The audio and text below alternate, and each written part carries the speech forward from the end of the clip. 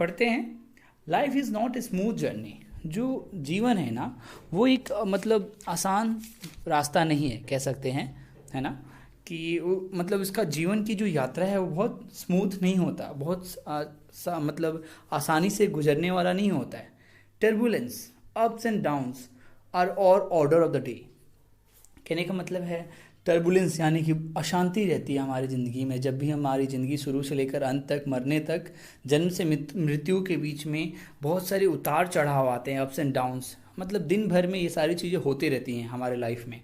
फिर the winner in the game of life is one who overcomes adversities and is undeterred by any challenges. कहने का मतलब है कि जो इस गेम में, मतलब इस जीवन की रेस में, जो जो लाइफ गेम ऑफ लाइफ है ना, जिंदगी का जो खेल है, इसमें वही विनर है, वही विजेता है जो हर तरीके की कठिनाइयों, एडवर्सिटीज़ यानी हर तरीके की कठिनाइयों का सामना करता है, और साथ ही साथ वह अनडेटर्ड यानी कि अडिग रहता है अपने हर एक चैलेंजेस के ऊपर। मतलब हर एक चैलेंजेस को एक्सेप्ट करता है और उसको पार करता है। वही इंसान अपनी जीत, मतलब अपनी जीत हासिल करता है लाइफ ऑफ गेम में, सॉरी गेम ऑफ लाइफ में, है ना।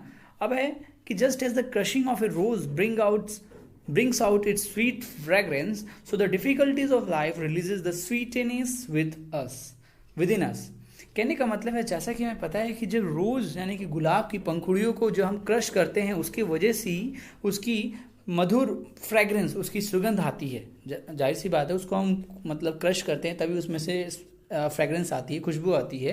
उसी तरीके से so the difficulties of life release the sweetness within us, यानी कि जो डिफ़िकल्टीज होती है ना ज़िंदगी की, जितनी सारी कठिनाइयाँ होती हैं, उनको अगर हम पार कर लेते हैं तभी हमारे मतलब हमारी ज़िंदगी में स्वीटनेस आता है।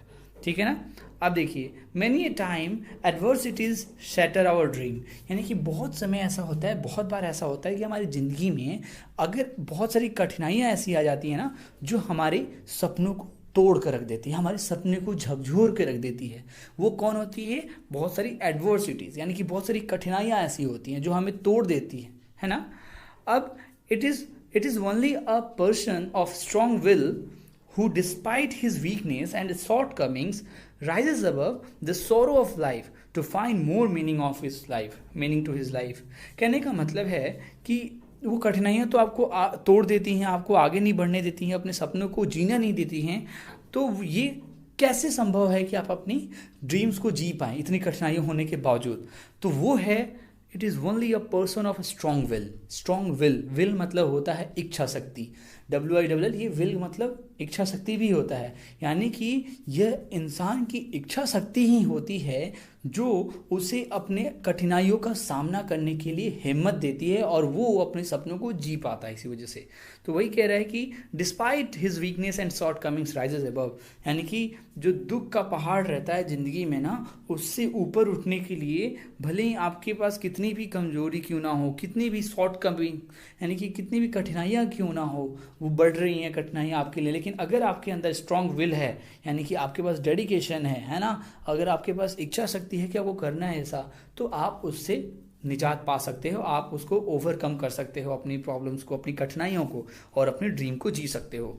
फिर here is a story of one such dancer who met with an accident but through sheer dedication, devotion and commitment to her dance she could make it back to the stage again. देखिए, इस chapter में हम पढ़ेंगे कि एक कहानी है एक डांसर की, जो मैंने पहले आपको बता दिया, जिसका एक एक्सीडेंट हो जाता है, जिसमें उसकी जो पैर है वो चला जाता है, और उसकी वजह से लेकिन उसकी डेडिकेशन जो थी, उसकी डिवोशन, यानी कि कहते हैं ना भक्ति, है ना, डिवोशन एंड कमिटमेंट, उसका दृढ़ निश्चय जो था, वह उसको फिर से डांस करने के लिए स्टेज पर आने पर, मतलब कठिनाइयों का सामना करके वो फिर से डांस के स्टेज पर आ पाती है। और even that doctors believed Sonal would never dance again. यहाँ पे जो कहानी जिसके बारे में है वो है सोनल। तो सोनल के बारे में डॉक्टर बिलीव करते थे, विश्वास करते थे कि वह कभी भी डांस नहीं कर पाएगी दोबारा। She had met with a serious accident and had lost her legs.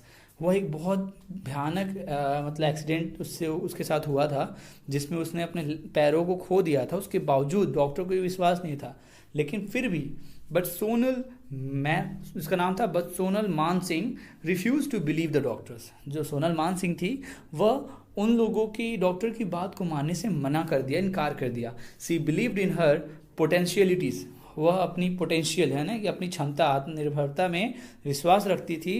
And I am going to dance again, यानी कि फिर वो बोलती है कि मैं तो डांस करने फिर से जाऊंगी, फिर से दोबारा डांस करूंगी। तो चलिए स्टार्ट करते हैं चैप्टर को। अप्रैल 20, 1975, बॉम्बेज रंग भवन was full, the audience waiting impatiently. कहने का मतलब है कि 20 अप्रैल का दिन है 1975 का। बॉम्बे का जो रंग भवन है वो पूरी तरीके से ऑडियंस से खचाखच भरा हुआ था, जहाँ पे ऑडियंस वेट कर रही थी बेसब्री से, अधीरता से। ठीक है। In the green room Sonal Mansingh anxiously looked into the mirror, the soft beads of perspiration shining on her face. देखिए यहाँ पे लिखा है ग्रीन रूम। ग्रीन रूम जो होता है बैक स्टेज, जहाँ पे जो एक्टर होते हैं है ना, वहाँ पे वो अपना चेंजिंग रूम टाइप का होता है, वहाँ पे वो रिहर्सल वगैरह करते हैं, उसको ग्रीन रूम बोलते हैं। तो ग्रीन रूम में सोनल मानसिंह जो थी ना बेसब्री से मतलब अपने आप को मिरर में निहार रही थी। एंड उन्होंने देखा क्या कि मिरर में उनको दिख रहा है कि उनके चेहरे पे पर्सपिरेशन यानी कि पसीना, और बीट्स मतलब बूंद, है ना।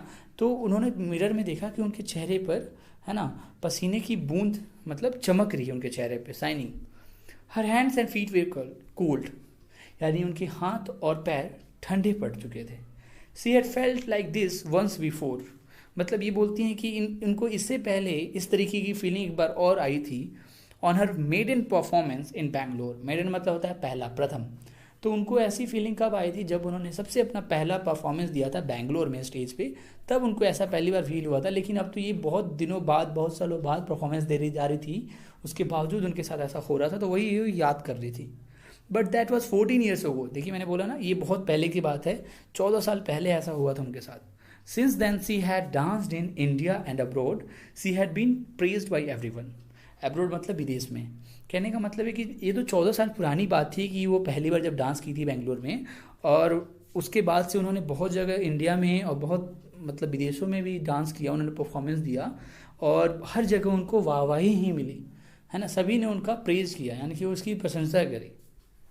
अब देखिए today however Sonal was making a new start. आज का जो दिन है उससे में सोनल जो है एक नई शुरुआत करने जा रही थी। This was the first time she would dance in public after a car accident in which she had been seriously injured just 8 month earlier. यानी कि एक्सीडेंट के 8 महीनों बाद वो फिर से स्टेज पर आ चुकी थी, अपने आप के डेडिकेशन की वजह से, है ना। वो फिर से डांस करने के लिए अपने मंच पे पहुंच चुकी थी। तो वही बोला जा रहा है कि उसके लिए एक नई शुरुआत थी, और ये पहली बार था जब उसका एक्सीडेंट होने के बाद वो स्टेज पर आई थी। Had her struggle to dance again been worth it, यानी कि वो सोच रही थी कि क्या उसका जो ये संघर्ष था डांस करने का दोबारा, क्या फ़ायदेमंद साबित होगा, वर्थ इट है क्या ये, ऐसा वो सोच रही थी। She pulled herself together and with quick jingling, है ना, steps was on the stage. मतलब ये सोचते हुए उसने अपने आप को ही वहाँ से ग्रीन रूम से अपने आप को खींचा, और वो मतलब जिंगलिंग यानी कि जो आवाज़ होती है पैरों की, जो पाजेब की आवाज़ होती है ना, घुंघरू का जो छनकना होता है उसको हम बोलते हैं जिंगलिंग। तो वो जिंगलिंग करते हुए स्टेज पर अपना कदम रखा उसने। The spotlights were on her, जो स्पॉटलाइट होता है, जो फोकस होता है एक तरीके से लाइट का, वो फोकस उसके ऊपर पड़ता है जैसे वो आती है स्टेज पे। सी बोर्ड, यानी कि जो झुक कर हम प्रणाम करते हैं उसको कहते हैं, नमस्कार करने के तरीकों को बो कहते हैं, यानी कि झुकना, सिर नवाना। तो वो बो करती है, हैंड्स फोल्डेड, नमस्कार करती है हाथ जोड़कर, एंड बिगिन हर परफॉर्मेंस, और वो अपना परफॉर्मेंस स्टार्ट करती है। देखिए यहाँ तक जो कहानी थी, मतलब यहाँ तक जो स्टोरी मैंने छोटी सी सुनाई, ये था कि अभी का प्रेजेंट सिनेरियो था कि वो क्या मतलब अपने इंजरी के बाद रिकवरी करके फिर से डांस के लिए आई हुई है, और यहाँ से फिर से स्टार्ट होता है सोनल सिंह का फ्लैशबैक में स्टोरी जाती है। अब हम जानेंगे उनके बारे में आखिर हुआ क्या था। देखिए इन अगस्त 1974 Sonal Mansingh felt on top of the world, यानी कि अगस्त 1974 में ना जो सोनल मानसिंह थी ना वो दुनिया की सबसे ऊंचाई पर थी। Trained at first in Bharatanatyam, शुरू में उसको भरतनाट्यम नृत्य का प्रशिक्षण दिया गया।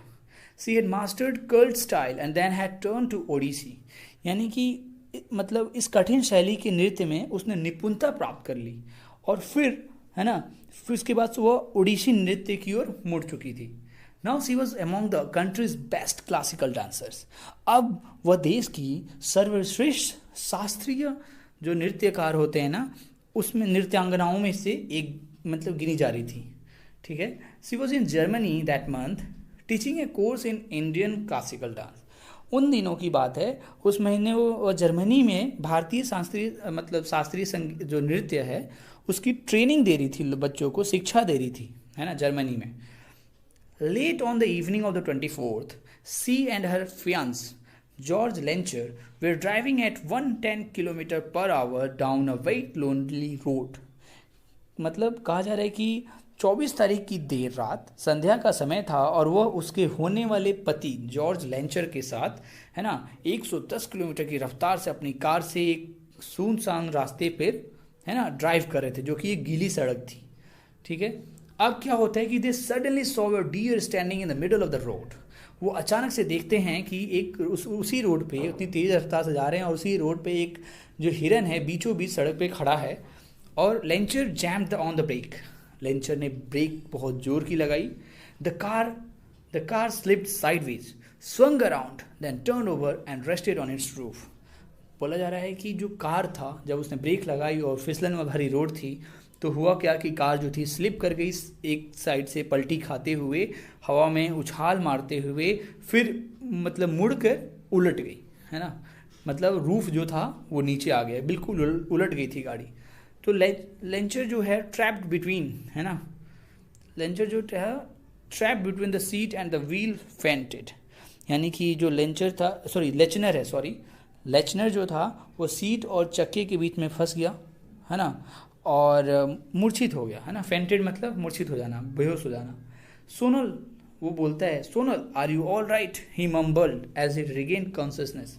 कॉन्शियसनेस मतलब जब उसको होश आया तो वो मतलब बड़बड़ाया धीरे से कि सोनल क्या तुम ठीक हो। देयर वॉज नो आंसर, कोई जवाब नहीं था उसके क्वेश्चन का।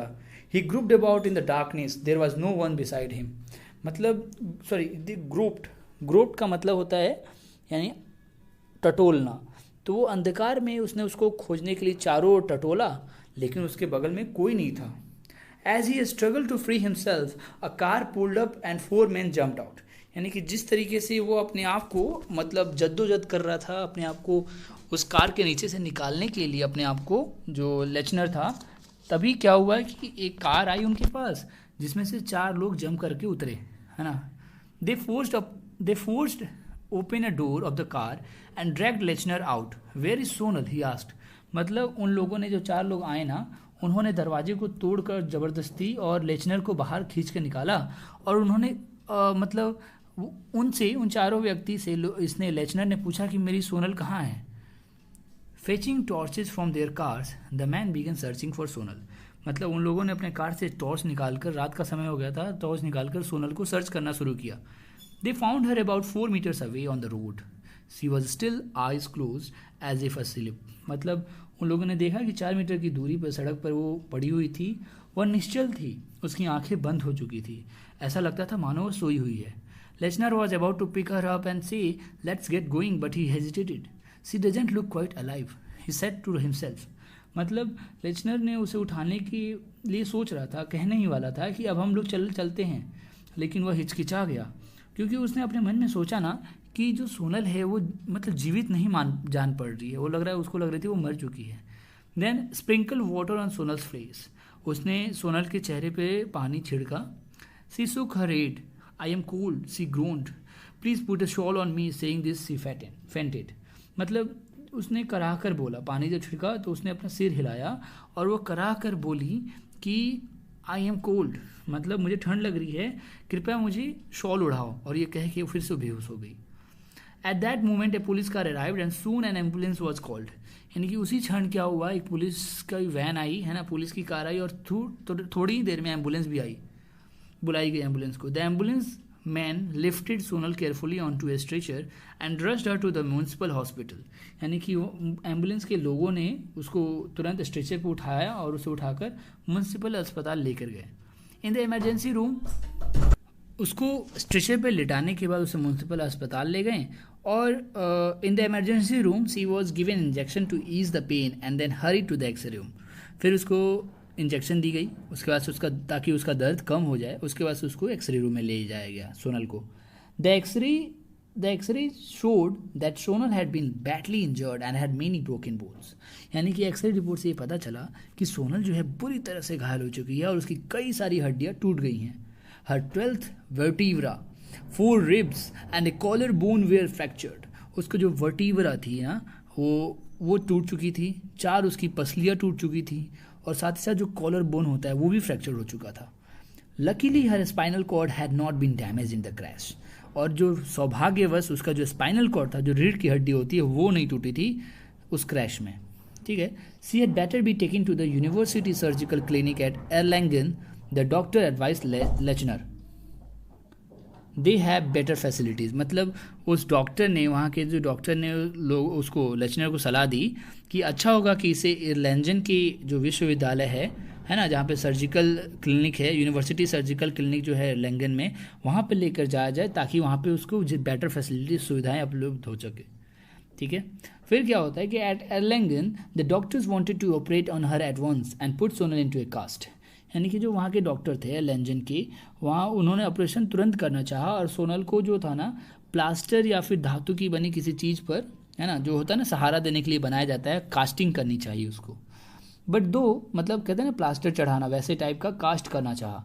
But the semiconscious Sonal shook her head saying no to an operation, no operation please unless it is really necessary, Lechner told them.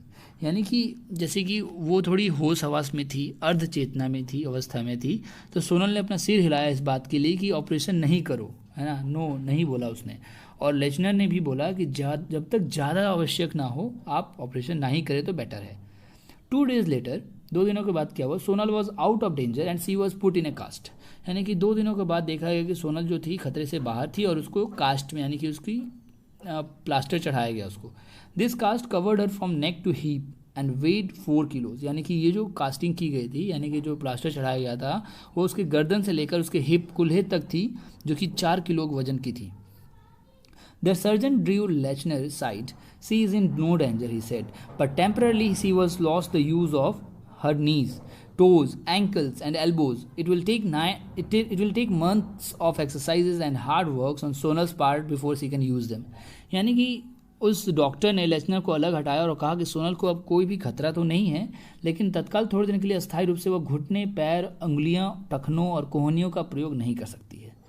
और इन सबको काम में लाने के लिए उसे महीनों तक अभ्यास करना पड़ेगा, कठिन परिश्रम करना पड़ेगा, बहुत सारी एक्सरसाइजेस करनी पड़ेंगी। 12 days later, 12 दिनों बाद क्या होता है कि the doctors agree to allow Lechner to take Sonal to Montreal. फिर 12 दिनों के बाद डॉक्टरों ने मतलब लेचनर को सोनल को ले जाने के लिए मॉन्ट्रियल ले जाने की अनुमति दे दी, जहाँ पे वो काम करता था। On the evening of their arrival at Montreal, friends visited them and way are shocked at Sonal's condition.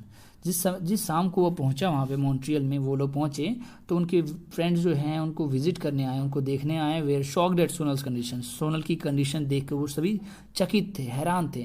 The doctors don't know if Sonal will dance again, Lechner told them. Lechner ने उनके दोस्तों को बताया कि डॉक्टर भी ये नहीं जानते हैं कि सोनल फिर से डांस कर सकती है या नहीं।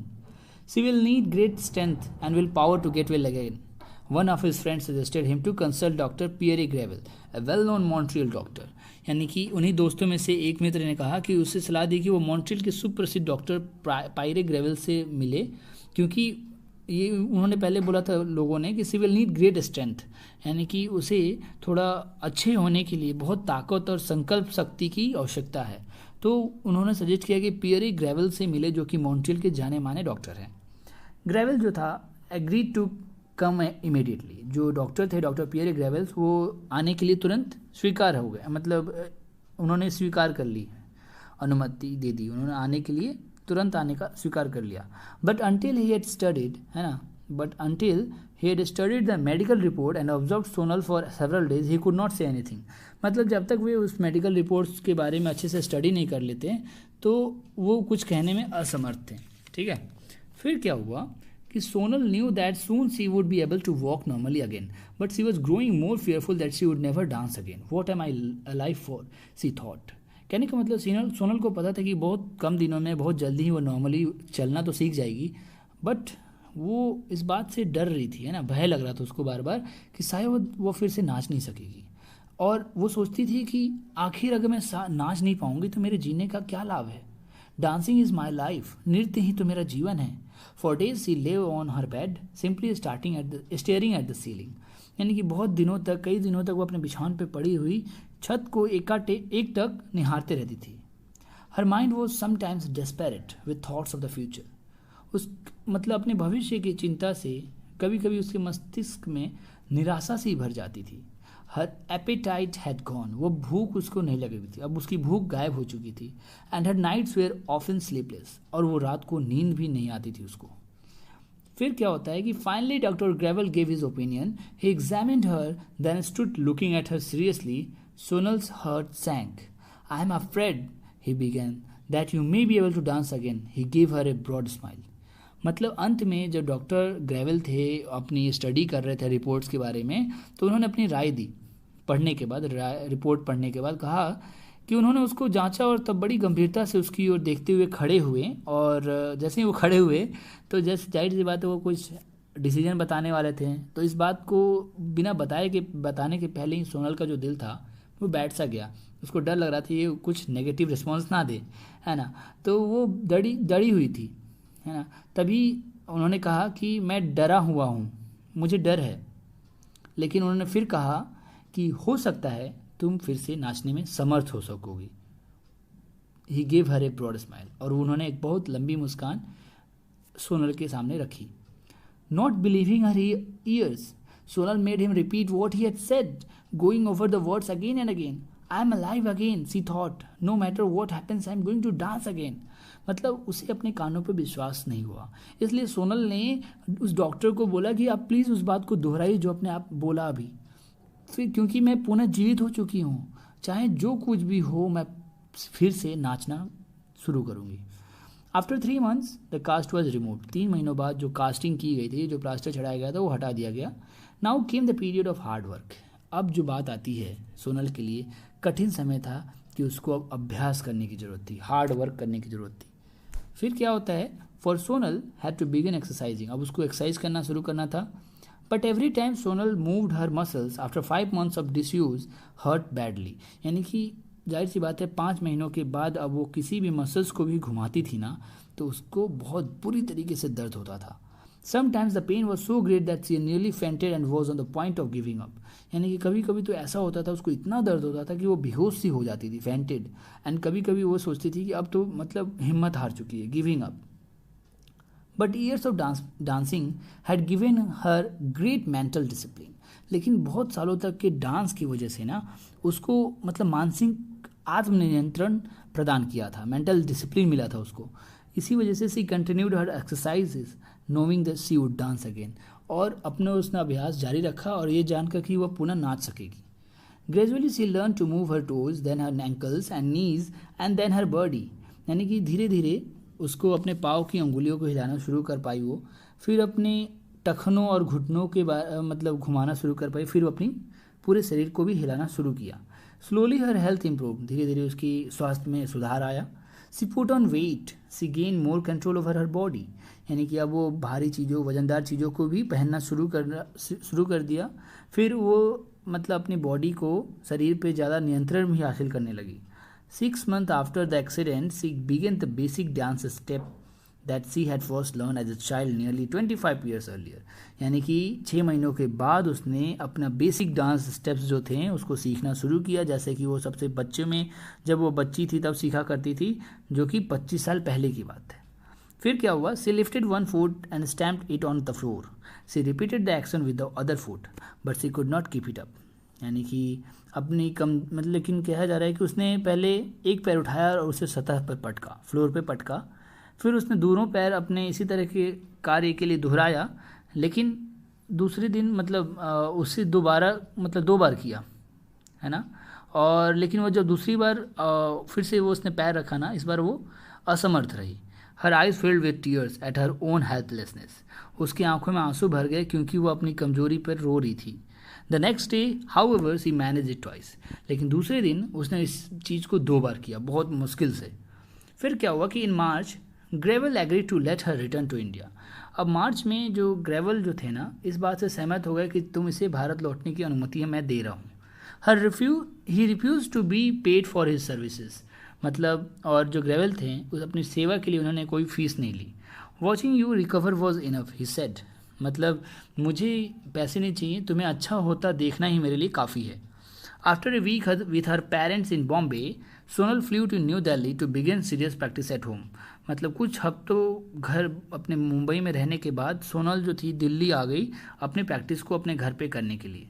On the first day with the musicians sitting around her, she could not hold back her tears, neither could anyone else. यानी कि पहले दिन जब संगीतकार लोग उसके चारों ओर बैठे हुए थे तो अपने आंसुओं को रोक नहीं सकी और दूसरे लोग भी रो पड़े। फिर क्या होता है कि practicing 30 minutes a day at first, Sonal gradually increase it to 45 minutes and hours 2 hours। यानी कि पहले दिन उसने 35 मिनट का डांस किया, फिर धीरे धीरे उसने 45 मिनट, फिर 1 घंटे और फिर 2 घंटे की रियाज करना शुरू कर दिया उसने। As the days went by, her body seemed lighter and her dancing slowly gained its former grace. A month later, she was ready. यानी कि कहा जा रहा है कि जैसे जैसे दिन गुजरते गए ना तो उसके शरीर जो था हल्का होते गया और हल्का लगने लगा और उसके नृत्य में पहले की मनोहरता को उसने प्राप्त कर लिया था, ग्रेस को उसने प्राप्त कर लिया था और 1 महीने बाद वो तैयार हो चुकी थी। अब फिर से फ्लैशबैक ख़त्म हो चुका है, अब फिर से जो पहली वाली स्टोरी थी स्टार्टिंग जो मैंने पढ़ी थी, हम फिर से रंग भवन पहुंच चुके हैं। At Rang Bhavan Sonal danced as she had never danced before. तो रंग भवन में सोनल ने ऐसा नृत्य दिखाया जैसा उसने आज तक पहले कभी नहीं दिखाया था, क्योंकि सी डांस्ड फॉर 2.5 hours, क्योंकि वह कंटिन्यूसली 2.5 घंटे तक नृत्य करती रह गई। द क्राउड वॉज डिलाइटेड, जो वहाँ की भीड़ थी सारे के सारे आनंद मग्न हो चुके थे। When the music ended, she stood still, tears streaming down her face. I have done it. I have done it. She kept repeating to herself, I have found myself again. यानी कि जब उसने डांस किया फिर जो उस कार्यक्रम समाप्त हुआ तो वह बिल्कुल स्टिल खड़ी रही, है ना, निश्चल, मैंने बिना हिले डुले खड़ी रही और आंसुओं की धारा उसकी आंखों से बह चली थी और वो बोले जा रही थी कि मैंने कर दिखाया, मैंने कर दिखाया, और वो ये रिपीट करते ही जा रही थी। और I have found my self again, मैंने अपने आप को पुनः प्राप्त कर लिया है। Sonal married George Lesnar in August 1975. Today she coaches classes at her dance academy in New Delhi and performs regularly both at home and abroad. I now realize how precise life is, she says. Each of my recital is a prayer and a thanksgiving. यानी कि अब 1975 में उन्होंने अपनी George Lesnar से शादी कर दी। आजकल वो नई दिल्ली में नृत्य अकादमी में नृत्य सिखाती हैं और नियमित रूप से घर या विदेशों में अपना नृत्य प्रदर्शन करती हैं।